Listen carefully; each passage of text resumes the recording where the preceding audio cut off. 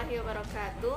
Saya Ririn Syukrina dengan NIM 18129205 dari 18 BKT 13. Baiklah teman-teman, pada kesempatan kali ini kita akan bervlog ria mengenai permasalahan siswa masa kini. Saya akan membahas 5 poin, yaitu yang pertama mengenali masalah-masalah anak, yang kedua contoh-contoh perilaku yang sering terjadi pada anak-anak yang dapat menyebabkan siswa bermasalah, yang ketiga gangguan kesulitan belajar, yang keempat kecakapan dasar yang diberikan oleh sekolah dasar kepada anak-anak, yang kelima permasalahan-permasalahan pendidikan masa kini. Baiklah, kita masuk kepada poin pertama, yaitu mengenal masalah-masalah anak. Kita dapat melihat dari sudut psikologi, sosiologi, dan ilmu ekonomi. Yang pertama kita membahas dari tinjauan psikologi, yaitu suatu masalah yang diakibatkan oleh tekanan-tekanan mental. Di antara masalah tersebut yaitu yang pertama, anak suka membadut. Anak suka membalut diri di dalam kelas. Hal ini menunjukkan anak sangat membutuhkan perhatian, baik dari teman-teman ataupun gurunya. Yang kedua, anak suka menyakiti temannya. Ini dapat mengakibatkan karena anak kurang perhatian, merasa super di kelasnya, atau hidup dalam lingkungan yang keras. Yang ketiga, anak suka diam dan melamun.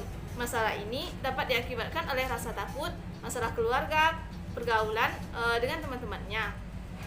Yang kedua, menurut tinjauan sosiologi, yaitu masalah yang diakibatkan oleh problem sosial anak-anak. Di antara masalah tersebut yaitu yang pertama, anak suka mencuri barang, baik barang milik teman-temannya maupun barang milik sekolah. Hal ini lebih diakibatkan oleh hubungan pergaulan anak dan bukan akibat problem ekonominya. Yang kedua, anak suka berkelahi. Hubungan anak-anak dengan teman-temannya di luar mengakibatkan anak suka berkelahi. Hal ini disebabkan oleh anak-anak suka berkelompok-kelompok untuk mempertahankan gengsinya. Yang ketiga, problem seks pada anak-anak. Hal ini disebabkan karena anak-anak suka bergaul dengan orang dewasa ataupun anak suka melihat film dan gambar-gambar porno. Tinjauan yang selanjutnya yaitu dari ilmu ekonomi, di mana problem yang dihadapi anak akibat benturan ekonomi keluarganya. Yaitu yang pertama, anak suka mengantuk akibat banyaknya pekerjaan yang ditimpakan kepadanya. Yang kedua, banyaknya tugas yang tidak dikerjakan. Hal ini mungkin akan terlalu payah. Yang ketiga, anak suka membolos. Anak terlalu banyak memikirkan pekerjaan di rumah untuk membantu orang tuanya. Yang kedua, contoh perilaku anak-anak yang menyebabkan siswa bermasalah, yaitu yang pertama, anak suka iri. Dalam kasus ini dapat dikatakan anak tersebut mengalami kesukaran belajar. Anak semacam ini butuh perhatian dan perlakuan khusus. Tentu bukan maksud untuk memanjakannya, karena justru dengan memanjakannya akan membuatnya ketergantungan. Ini untuk membantu anak mengatasi masalah kesukaran dalam belajarnya. Yang kedua, anak suka berbohong. Beberapa alasan anak suka berbohong yaitu yang pertama, bohong agar dipuji. Yang kedua, ingin mendapatkan sesuatu. Yang ketiga, takut dan malu karena dihukum. Yang keempat, menuntut anak terlalu tinggi. Yang kelima, kompak dengan temannya. Yang keenam, rasa benci yang membara. Yang ketiga, anak suka berkata kotor. Pada kasus ini, kita harus memberi penjelasan atau negatifnya perkataan tersebut. Jika masih berlanjut, maka kita harus menunjukkan ketidaksukaan kita terhadap tindakan tersebut. Maka lambat laun dia akan berhenti karena sadar orang lain akan membenci kata-katanya tersebut. Yang keempat, anak susah belajar.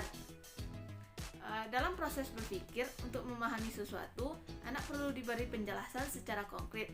Yang kelima, anak malas mengerjakan PR. Kiat untuk permasalahan ini yaitu yang pertama, tumbuhkan motivasi. Yang kedua, beri stimulus respon atau hukuman dan pujian. Yang ketiga, bentuk kelompok kerja. Selanjutnya, anak bandel. Anak yang selalu menuruti kemauannya tanpa melihat apakah hal itu memang perlu atau tidak akan membuat mereka kurang toleran terhadap kegagalan yang kelak dapat mempengaruhi penyesuaian dirinya. Yang ketujuh, anak stres karena masalah sosialnya. Stres karena dalam batasan-batasan tertentu merupakan hal yang normal dalam kehidupan anak. Bahkan stres dapat membangun suasana yang dapat membantu proses pertumbuhan emosi anak.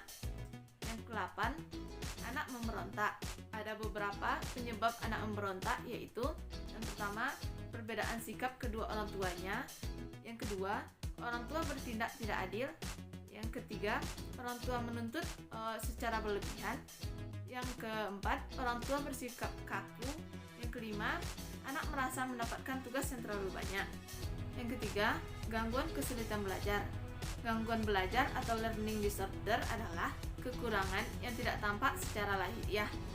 LD adalah keterbelakangan yang mempengaruhi kemampuan seseorang untuk menafsirkan apa yang mereka lihat dan apa yang mereka dengar. Kesulitan-kesulitan ini tampak ketika mereka melakukan kegiatan-kegiatan di sekolah yang menghambat proses belajar, seperti belajar membaca ataupun berhitung yang seharusnya mereka lakukan.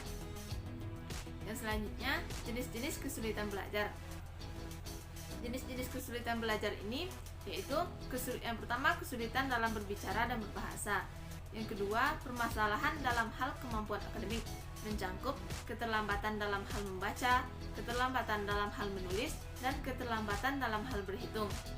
Yang ketiga, kesulitan lain yang mencakup kesulitan dalam mengorganisasi gerakan anggota tubuh, serta permasalahan belajar yang belum dicangkup oleh kedua kategori tersebut.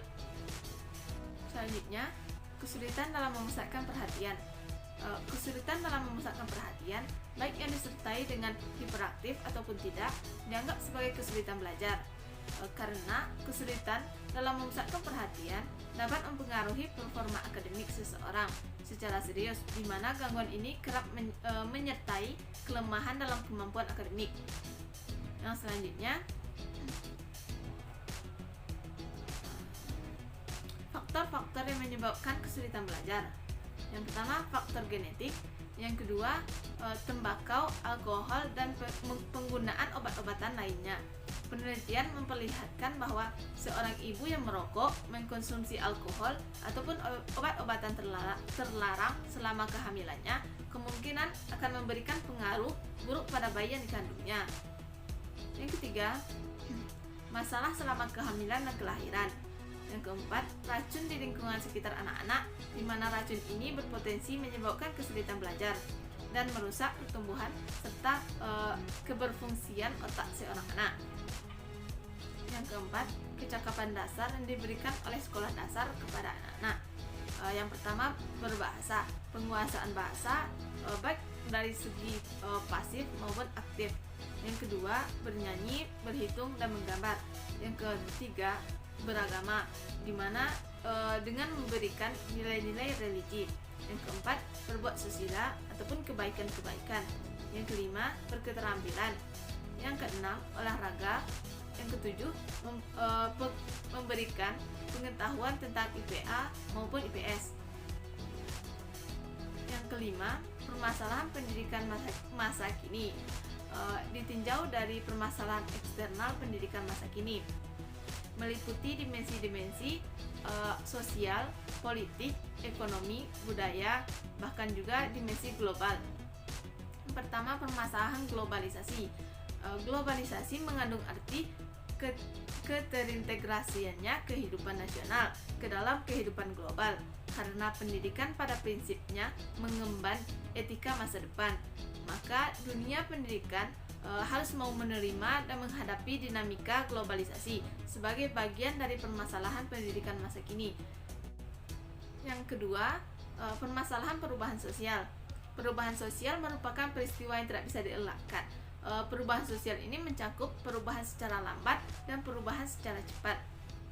Sebagai konsekuensi dari perkembangan ilmu pengetahuan dan teknologi yang demikian pesat, perubahan sosial berjalan jauh lebih cepat dibandingkan dengan upaya pembaharuan dan laju perubahan pendidikan.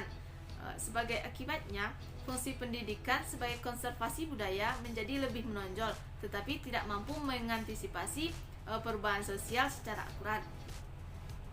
Yang kedua, permasalahan dari segi internal pendidikan masa kini.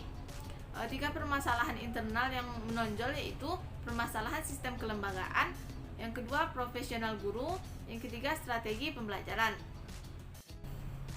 Sekian pembahasan pada kesempatan kali ini. Sebelum mengakhiri video ini, saya ingin berbagi sedikit motivasi, di mana seseorang pernah berkata, "If you don't fight for what you want, so don't cry for what you lose." Yang mana artinya, jika kamu tidak bersungguh-sungguh berjuang untuk apa-apa yang kamu inginkan, maka jangan menangis untuk apa-apa yang tidak kamu dapatkan. Sekian.